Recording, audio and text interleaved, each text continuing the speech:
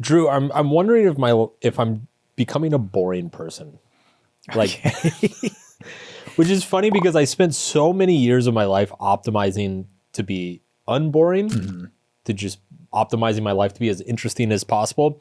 But it's funny because lately I've really found a lot of peace and liberation and in things that are generally considered boring life practices. And it's weird because like there's still a little piece of me, like the inner 20-year-old who's like, dude, you're so lame. Like, what do you get out of the house? Yeah. Get out of the house, go do something. But meanwhile, you know, I'm so happy. Like life is so calm.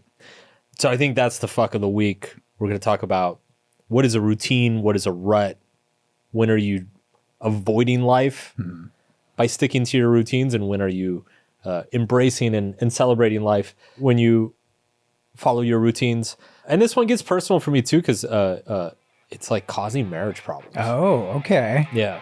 Oh, Yeah. let's dig into that in a minute. But yeah.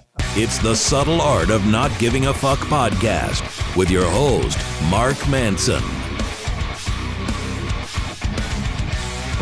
Sum up, what are we talking about? Well, I'm very similar to you too, where as I've gotten older, I've found my little routines that I really like. Yeah. And recently it occurred to me, it was something like I hit like a 5-day streak where I did the exact same thing 5 days in a row. And it's all actually fairly healthy. And I enjoyed those 5 days, but it was like the same thing 5 days, not the exact same thing, you know, but like I worked out at the same time.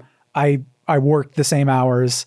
I went to bed at the same time, got up at the same time, and it was nice in a way. But then I thought, oh God, is this all there is to life? Is this all there is to it? Is this a Groundhog Day, like a healthy Groundhog Day? Have I for me? peaked? Yeah. Yeah. When does a routine become a rut?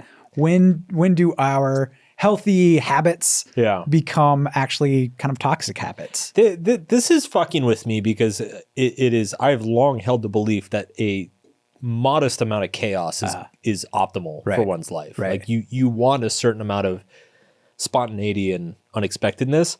Yeah, man, I really like just doing the same thing every day. I know, that's me too. Yeah, it's super weird. Like I think like novelty is amazing and awesome, and I want to seek it out. But then I also it's like a lot I said, of effort. 5 days in a row, I'll just sit there and do the exact same thing.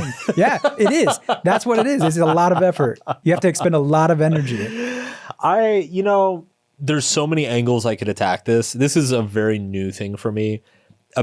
I have to admit, a big part of it is since I quit drinking. So when I quit, when I drank, I like something about the interaction between alcohol and like the dopamine circuits or whatever. I just kind of had this unending craving for novelty. And since I stopped drinking, I don't have that anymore. And I actually kind of have the opposite of that. Like now when there's an opportunity to do something spontaneous or fun or cool, my immediate thought is like, well, what's the point of this? Like, what is this going to get me closer to my goals? Is this going to help me grow in some ways? Which is fucking lame. Right. That's the official term. It's fucking lame. Yeah. So I have mixed feelings about it. I would define the difference between a routine and a rut. Is a routine is something that you feel helps optimize your life and it invigorates your life. It adds meaning and purpose and efficiency to your life. A rut is when you are doing the same things over and over because you are afraid not to. So I think the defining element is fear and avoidance. Like where I'm at in life, I don't fear doing different things. Like there are plenty of time, like I go on trips and do a bunch of stuff for work and still go on vacations and do a crazy thing here or there. And I enjoy it, but I don't know. I don't crave it the way I used to. Yeah. Yeah. What about, I remember when you wrote that big piece about Immanuel Kant, right?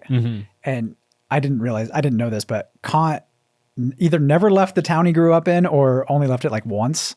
And never basically left. did the same thing over and over and over again. And now he's one of the most famous philosophers of all time. Probably one of the 25 most influential humans on world history. One of the most important philosophers ever. Lived in the same town his entire life. Had the exact same routine his entire adult life. His neighbors used to joke that they could set a clock to when he came and left his apartment. And despite living, I think he only lived like 25 kilometers away from the ocean, he never saw it. Yeah. His entire life. Yeah. He saw no reason to. That is insane. Like that to me sounds like, was it worth it? Right? Yeah. Like for us, it probably was, but for him, I'm not sure. I don't know. I do think there's a fundamental value of novel experience, especially when you're young and you don't have many experiences. I think, it's novelty is a diminishing returns curve. Like the older you get, the more experiences you have, the less impactful or insightful or useful each subsequent new experience is. But when you're young and you haven't had many new experiences at all, they're super important and you should definitely seek out a lot of novelty in your life. So some of this I just feel like is just age. Like people get fucking boring when they get old. But in my case, some of it is the alcohol thing and some of it too is the health thing. So I realized at some point in the last couple of years that to like really maintain a healthy lifestyle, you have to be kind of rigid with your daily routines and your daily practices. I guess I just brainwashed myself into thinking I love it, Right? Yeah. or something. I don't know, because I guess the alternative wasn't amenable anymore. Right.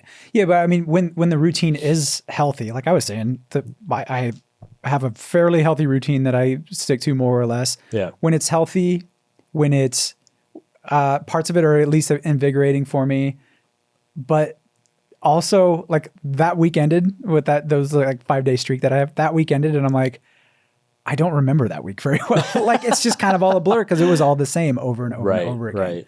So, and they say that too about when you get older. Yes. That's one of the reasons like time seems to go faster is because you end up doing the same thing over and over again. I could see that. Yeah. I mean, on the one hand, okay, so I wrote this article years ago called The 4 Stages of Life. And it's one of my favorite things that I've ever written. And the 4 stages, the first one was mimesis or mimicry. The second one was exploration. Third one was commitment. And the fourth one was legacy. So stage 1 is you just copy what other people do. It's it's how children learn. It's how we learn when we're young. It's like you watch other people do things, you see what they care about, you see what they're interested in, and you try to do what they do. You try to care about the things they care about.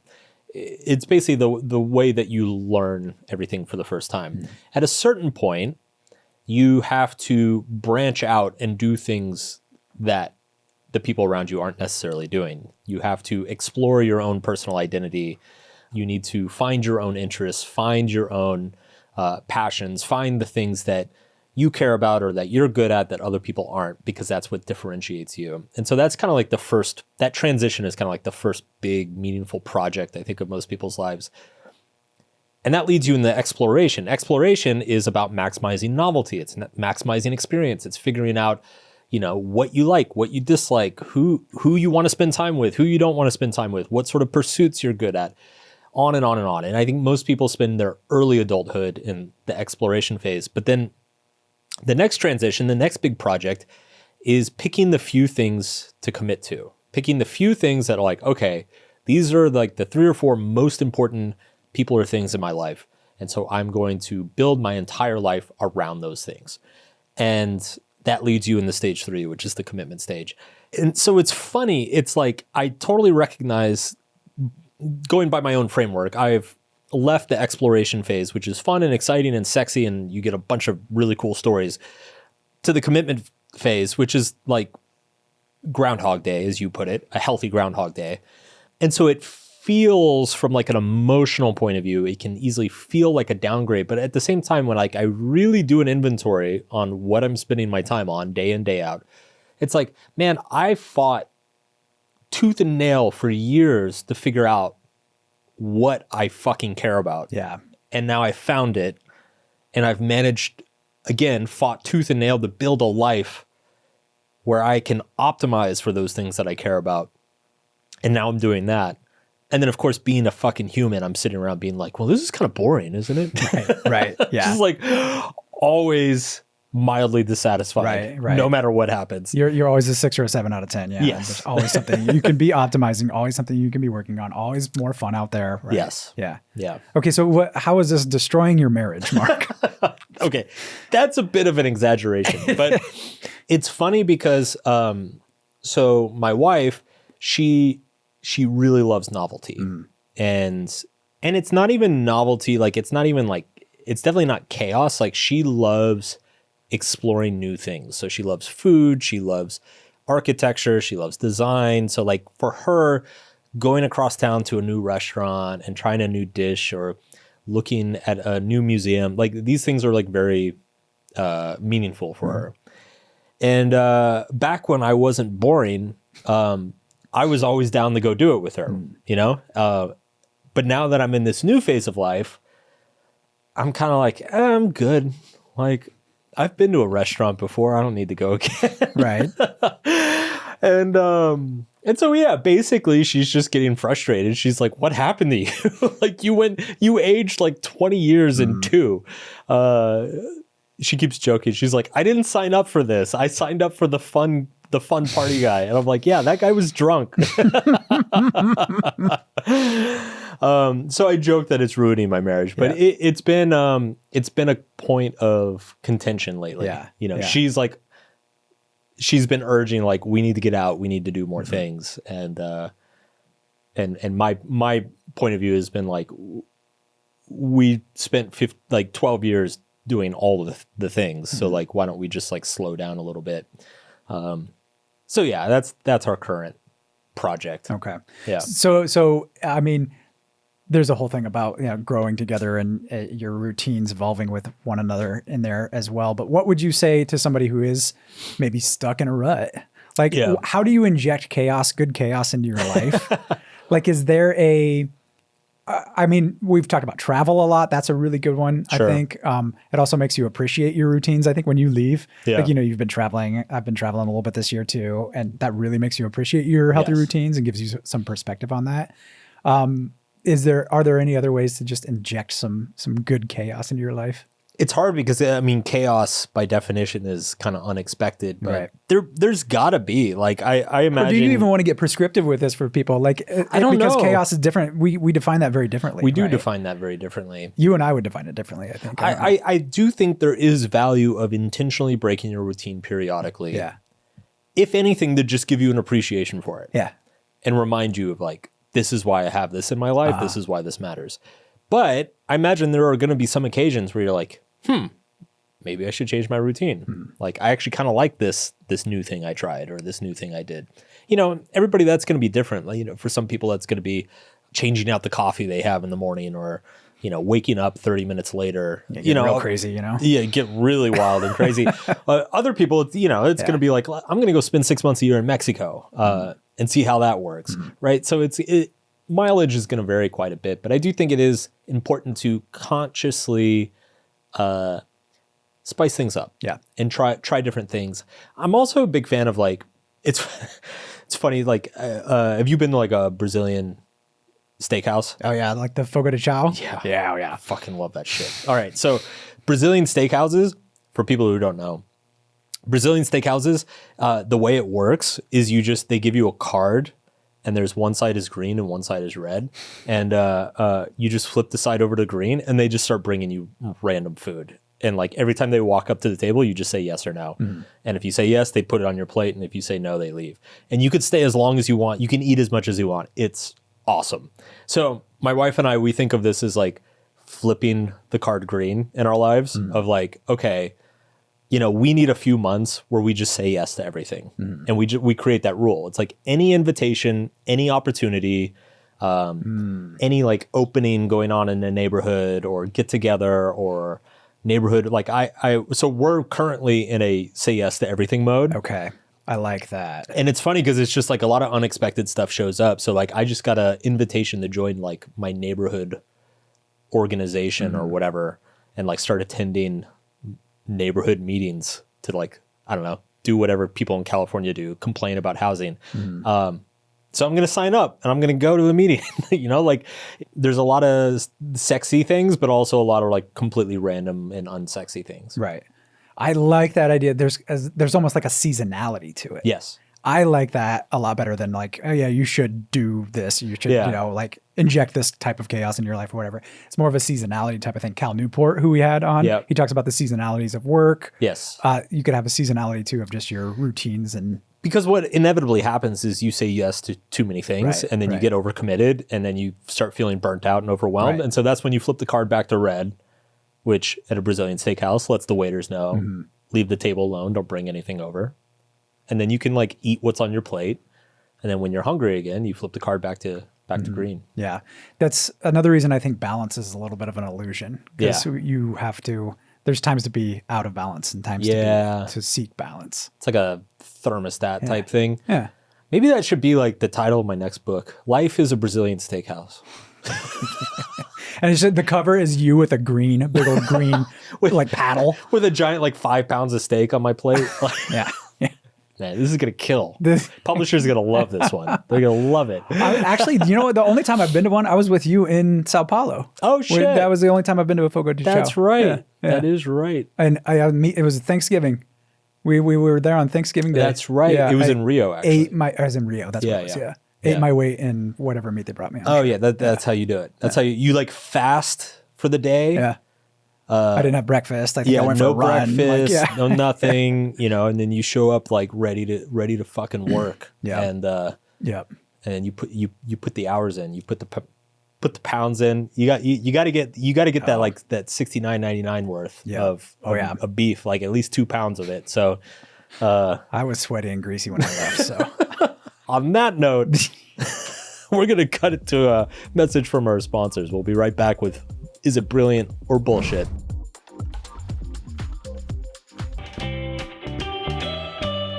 All right, we're back from our meat hangovers. What's on the docket for Brilliant or Bullshit this week? well, we found a study. This study's been out for a while, and some people might have heard of it, but No, nobody's heard of it, Drew. Nobody's heard- reads this shit like you do. yeah, I'm the only one nerding out like this.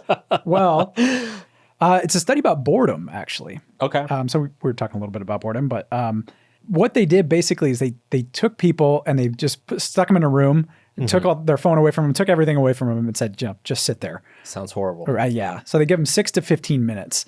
And there was a series of studies. In the early studies, people were just like, this is torturous. I don't want to do this anymore. 6 to 15 minutes. Up to 6 15 minutes, Yeah. and people couldn't handle it. Okay. Yes. And then they started giving them different tasks or options where they could do something if they wanted to. The most interesting finding, though, that they found is that there's a lot of people who will give themselves a shock rather than just sit there with their own thoughts. They would rather shock themselves. Electrical shock. Electrical shock, yeah. A mild electrical shock. They would rather give themselves a mild electrical shock. Unshockingly, 2/3 of men Of course. would shock themselves. Of Or course. only about 25% of women shock themselves. So This is why women live longer. yes, one of the many reasons. But it's really interesting because it shows just how averse we are to being bored. This study's almost 10 years old, so it's probably gotten worse since then. But I like this for 2 reasons. One is, and we'll talk about the boredom piece, but I also like it because it very much philosophically aligns with a lot of the Buddhist stuff that I've always talked about, which is the mind kind of craves pain. Even if you put people in a perfectly fine situation, the mind will start finding things wrong with it and find things to be upset about and get attached to certain sensations or thoughts or feelings that feel dissatisfying. And it's like this, to me, this is just like the most fundamental expression of that facet of human nature, which is like, well, there's nothing else to do, so I might as well just hurt myself because that will give me something to focus on and think about and be upset about. Yeah. Yeah. So yeah, it's like, it's almost poetic in a way. I'm not surprised. I'm honestly not surprised. I'm not either. Not either. It's just, it speaks to just how, are we afraid of our thoughts? Are we like, we don't want to stare at our own thoughts? Is that what are we just so afraid of what's inside our heads that we just don't want to face it either too? 'Cause the instructions on some of these were to just sit there. Yeah. Just don't do anything. Notice any thoughts that come up or whatever, and we'll ask you about them later, but don't do anything. And people were just like, no, I'm like my mind wanders. I want to think about other things. I want to fidget. I want to, if you don't have your phone with you probably think about, I wish I had my phone with me. Sure. Like, we're just so averse to being bored. I mean, a lot of creative people will say boredom is like the that's the playground of the creative, right? And we avoid a lot of that. Boredom is the mother of invention. Or something like that, right? It also makes me think. Now I'm having another thought related to the pain thing, which is they say this about people who commit suicide, that it's not like, if you think of like 9/11, like the people who jumped out of the towers, it's not that they weren't afraid of jumping out of the towers. It's that what was inside was so much more painful than the fear of falling, right? That became appealing by comparison. On a much more micro scale, I wonder if this is sort of the same thing, that like sitting alone with your own thoughts is so burdensome and painful that an electric shock feels appealing in comparison, that it's like, well, that's less painful. So what is it about our own thoughts that is like so burdensome?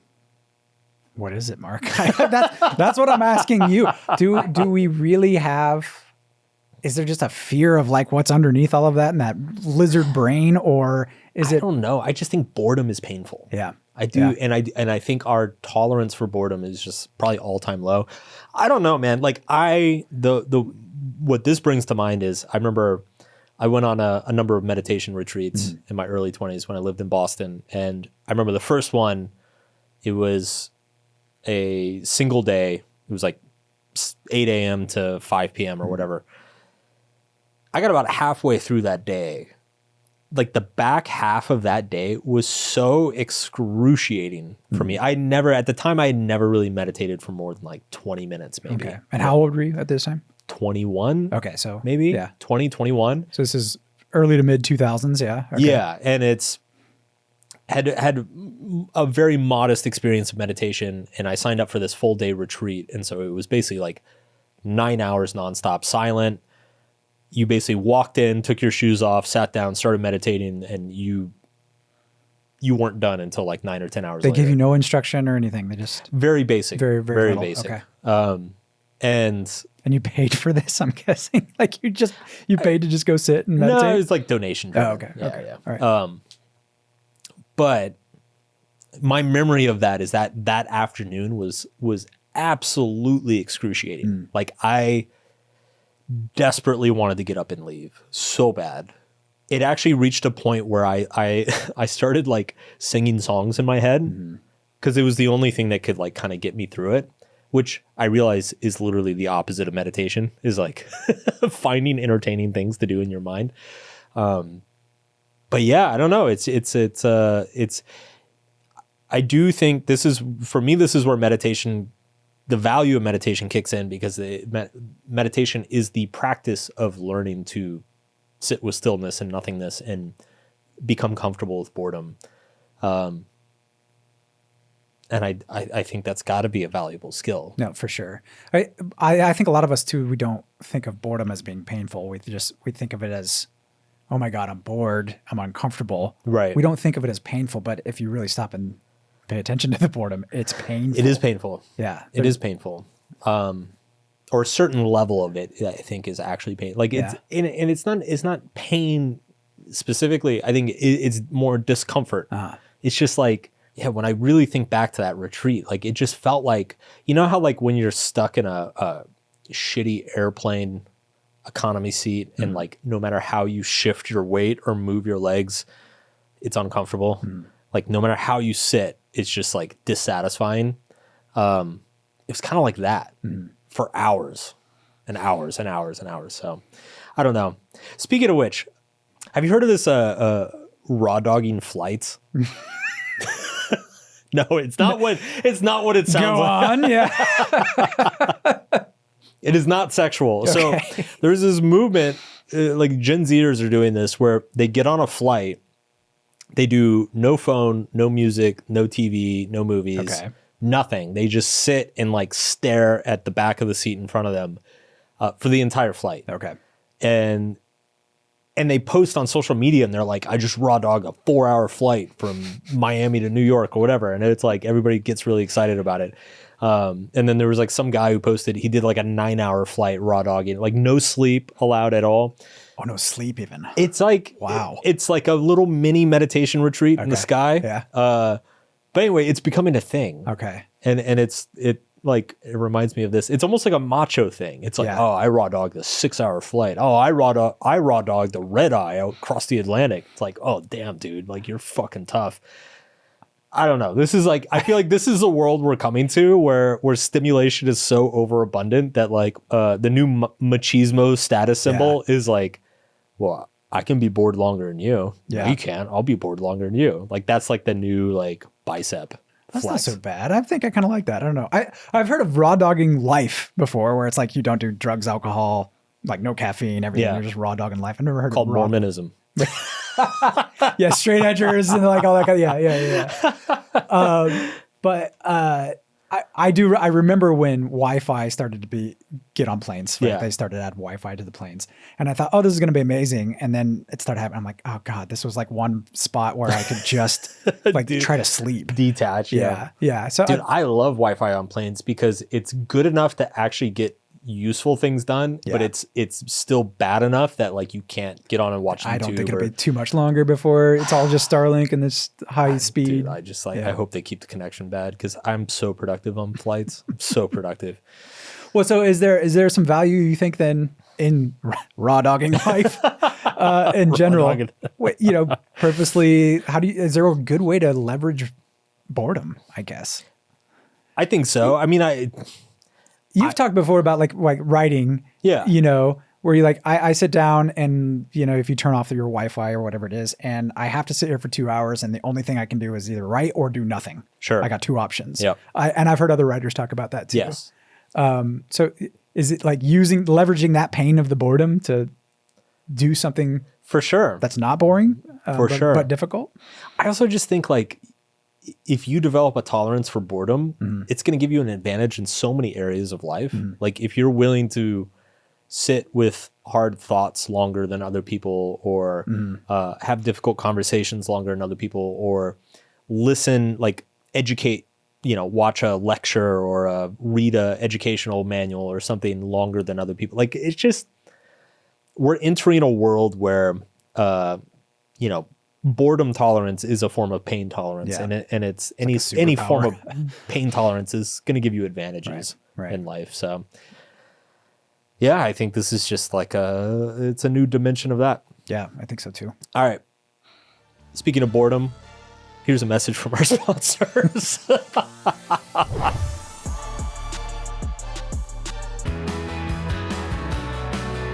Q&A time, Drew. It is Q&A time. What do the people want? Let's give the people what they want. What do they want? Adina from YouTube, she asked, please explain the rules of quitting. I like the way she puts it too. When to quit and when to grit. When to quit and when to grit. No, but this was actually a pretty common question, or some variation of this question. Yeah, this comes up When do I give up? When do I stick it out? All the time. All different contexts too, whether it's a career path or a project you're working on, a relationship, It's tough too because persistence is super important, but also not wasting time on something that's never going to work out is also really important. For sure. I have a couple of heuristics for this. One of them is I just think of as momentum. So if something is very hard and it's not really working, do I feel like my progress, first of all, do I feel like progress is happening, and do I feel like that progress is accelerating? So it's basically like, the more time that I spend trying, do the failures get better? Yeah. Are the failures improving? If they're not, then to me, that's kind of a sign of like, all right, this is probably not going to work out. Whereas if they are, so an example here is when I started my business, I basically made no money for like a year and a half, but I was learning so much about marketing, sales, promotion, websites, e-commerce. Like my understanding of the business was growing at such a fast pace that I was like, if I keep at this, it feels inevitable that something will eventually work. So I should just keep going. Like I had a lot of confidence that was going to be the case. Whereas I've had other things in my life, like music, for example.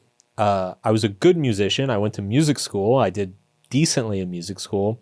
But it was so clear to me that the best guys in music school were able to, first of all, they were just so far ahead of me, And the reality of the music industry is such that like, you know, the top 0.01% get 99% of the benefits, that I was like, I don't see how this is going to work out for me in the long run. Like I'm either going to have to work 10 times harder than that guy for the rest of my life, or I can just go do something else that other people have to work 10 times as hard as I do, you know? So yeah, I gave it up, and honestly giving it up was one of the best things I ever did. Yeah. You've talked about before too, like when you were building your business, and I think it was like you were living with a girlfriend at the time or something like that. And you said, yeah, I'm not making a lot of money. Just like what you said, I'm not making a lot of money, but I'm learning a lot as I go. Not only are you learning, but you're like, this learning to me is very, very valuable. Yes. And like, I value this even if nobody else around me does. Do you think that's a good indication too? It depends what. Well, because what I'm thinking about is there's like outlier examples of this. Sure. Where somebody like should have given up. You think they should have given up at some point, but they didn't. They stuck it out. You've written a lot about Charles Bukowski before. He didn't become really all that famous until he was in his 50s. Right. I think. And even then, it was kind of hit and miss, and he was up and down and all over the place. Yeah. There's other examples of that too. I'm a really big fan of like It's Always Sunny in Philadelphia. Love it. The show, right? Rob McElhenney, the creator of that show. I mean, he should have gave up a long time before that. He wasn't getting roles in anything, and so he just decided to go make his own thing, and it turned into It's Always Sunny in Philadelphia. Most people would have given up by that point. Sure. And should have probably given up by that point. What do those outliers teach you, if anything? Well, with creative pursuits, I think the equation's a little bit different. My argument with creative pursuits is that you should be doing what you would be doing for free anyway. Okay. Because that's what you're going to be best at. That's what you're going to be most passionate about. And that's probably what people are going to resonate with when they see your work. But I think there's also, you just have to be realistic that any creative industry or market, 99% of the benefits go to the top 0.1%, right? So, and there's just, in a certain amount of that too, there's a certain luck factor, that timing factor that plays in as well. So I think if we're talking about creative pursuits, the equation changes a little bit. In professional pursuits, I think you need to simply be really honest about your skill, talent, and what you're learning, and understanding when you are working in a pursuit that you don't necessarily have like any natural advantages at, that you don't have any natural talent at.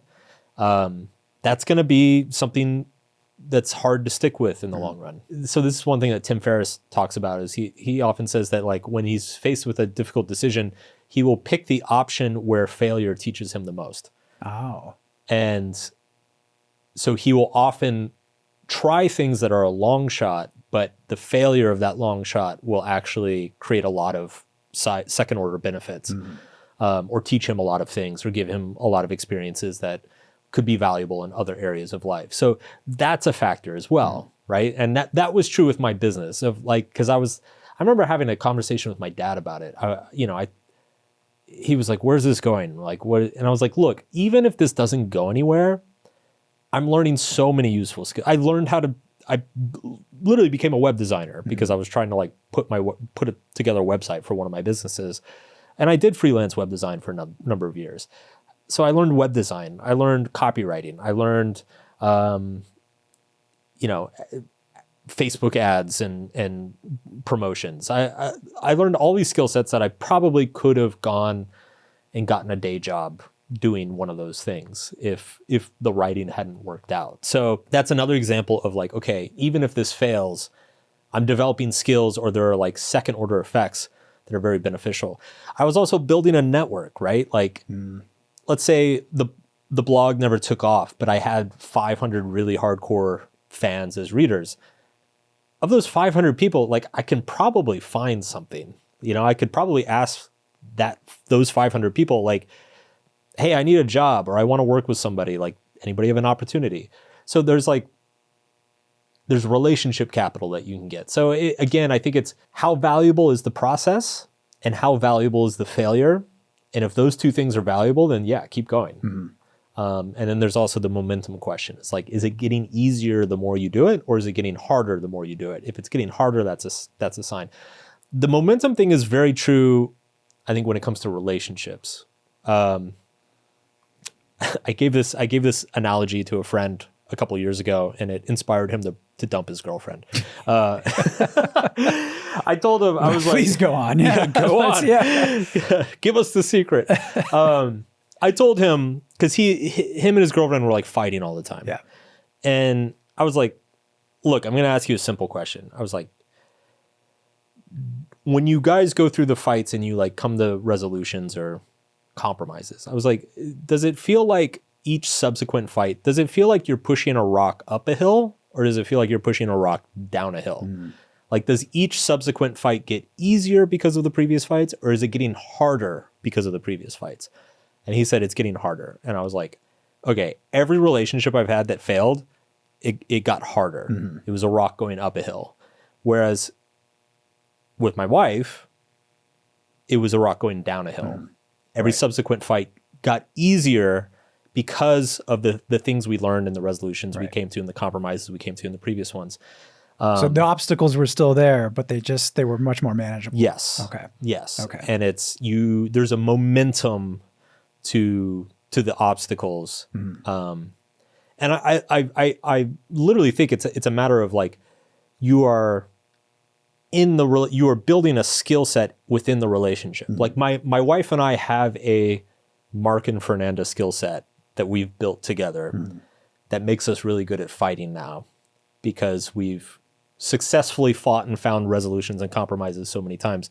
Whereas other people, they don't build that skill set. They just kind of like take turns suffering, and the resentment builds, and nothing actually gets better. Okay. All right. You also, too, the other day, you brought up this point to me, and I think it's really interesting about hard work. Where does hard work come into this? Like, where does just like gritting it out, when you really want something, or you think you want something, but you're not sure if to keep going. What hard work? How do you define it? How do you think other people define it? And where does that fit into all this? Hard work is, you're expending a lot of time and energy. But what's funny is that your definition of a lot of time and energy is going to shift wildly based on your relationship with the activity. So I think the example I gave to you when we talked about this was like, when I was in music school, I could feel myself falling behind the other people in my program. And so I started practicing more. And I went from maybe practicing 2 to 3 hours a day to practicing like 4 to 5 hours a day. And in my mind, that was like a massive investment. And I was kind of mentally at the ceiling of my capacity to practice and improve on the instrument. So at the time, I thought, I'm working my ass off. This is like as much as I can give. And it's still not really working. Meanwhile, there are other people in the program who are practicing 8, 10, 12 hours a day. So in my head, that was hard work and it wasn't working. I ended up quitting. When I got to writing, and especially when it came to blogging and the business around blogging, I would sit down and start working on something, and I wouldn't even get up to like eat for like 10 hours. And then after that 10 hours, I would like come back and still have more energy to keep going. And I realized, I'm like, oh, this is hard work. Like this is what actually, like, it's not that it feels hard. Like, it's the subjective experience of like what is difficult is often misguiding, because it's like the actual quantity of energy and work that was going into it. Like 12 hours of writing felt easier to me than 4 hours of music. And so again, that's an indication I was in the wrong thing before. Right. If 4 hours feels like a lot of hard work, yeah, you're probably in the wrong thing. Whereas if you're able to go 12 hours and still like be kind of excited to keep going, or like have trouble falling asleep because you're still thinking about it, that's a sign that you're in the right thing. Right. So like the other students in the music program they were practicing 6, 8, 10 hours a day. Did you ever talk to them about that? Yeah. So there's a guy named Chris McQueen. He has a couple Grammys now. He was like the top guy in my program. Okay. He's a guitarist in a band called Snarky Puppy. They're amazing. You should check them out. I remember I cornered him in the cafeteria one day, and I started talking to him, and I was like really curious about his practicing his practice regimen. So I started asking him about like, you know, how much do you warm up and like, how do you work on a song and all this stuff? And he was just giving me these blasé answers, just like, I don't know, dude. Like, I just kind of work on it, like, whatever. It's like typical shit of like anybody who's actually really good at something. They don't think a whole lot about how they do it. And so I remember I had this whole conversation with him, and I was like, you know, I'm just going to kind of tell him what's going on with me, because I was thinking about dropping out at that point. And so I told him, I was like, look, man, I'm practicing like 4 or 5 hours a day. I'm like starting to feel tendonitis in my left hand. I'm exhausted. I'm completely burnt out. I was like, what do you do when you feel like that? And he was like, I've never felt like that. And Mark walked out right there. He was like, all right, I was like, all right, I need to get the fuck out of here. Yeah. This is not, you know, and it's, he is a Grammy. Yeah. And I don't. Yeah. And that's why. That's a huge part of why. Right. Definitely. You know? So, definitely. yeah, I think it's important to be realistic about those things. Right. Right. Yeah. What about for people who haven't found that thing? Maybe that's another question. I don't know. I mean, yeah, that is kind of another podcast, but I don't know. Maybe that kind of comes back to the boredom thing. Like being able to stick with something through the boredom, through the friction. Like everything has some amount of friction. Everything, like, even if you love something, you'll still wake up not really wanting to do it, maybe 20% of the time. Right.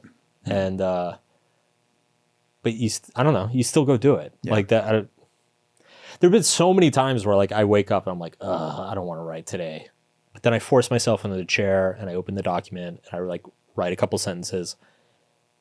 And then by like the second paragraph, I'm like, oh yeah, this feels good, you know, and it comes back. But I feel like if people don't have so this is where the grit comes in. If you don't have the grit to like put your ass in the chair on those off days, you don't rediscover the fun, you know? So grit is important too. Yeah. Yeah. Here's the final answer. Okay. All right. Quitting is important because it points you in the right direction, and then grit is only important once you've found the right direction. If you use grit and you're pointed in the wrong direction, it's just going to get you further off course. Oh, yeah. That's where the pain comes in. Yeah. The unnecessary pain. Yeah. Yeah. That's when you start electrocuting yourself. As we all want to do. As we all wish we could. Yes. All right. What's the wisdom of the week? So I picked this one out. This is a very orthogonal thought, but I used to be a fan of the late Mitch Hedberg, the one-liner comedian. I like this quote. This quote's not going to sound wise, but I would like people to think of it in the context of like, quitting is never actually quitting. Quitting is simply making space for something else. So in those terms, Mitch Hedberg once said, I like an escalator because an escalator can never break. It just becomes stairs. Okay. It's a great dad joke. Yeah, it is a great dad joke. All right, we'll be back next week. Be sure to subscribe, follow the show, leave a review. And if you want to submit one of your questions, either leave it as a comment under this show on YouTube, or you can submit it to podcast@markmanson.net. We will be back next week. Say goodbye, Drew. Goodbye. Drew. The Subtle Art of Not Giving a Fuck podcast is produced by Drew Burney. It's edited by Andrew Nishimura. Jessica Choi is our videographer and sound engineer. Thank you for listening, and we will see you next week.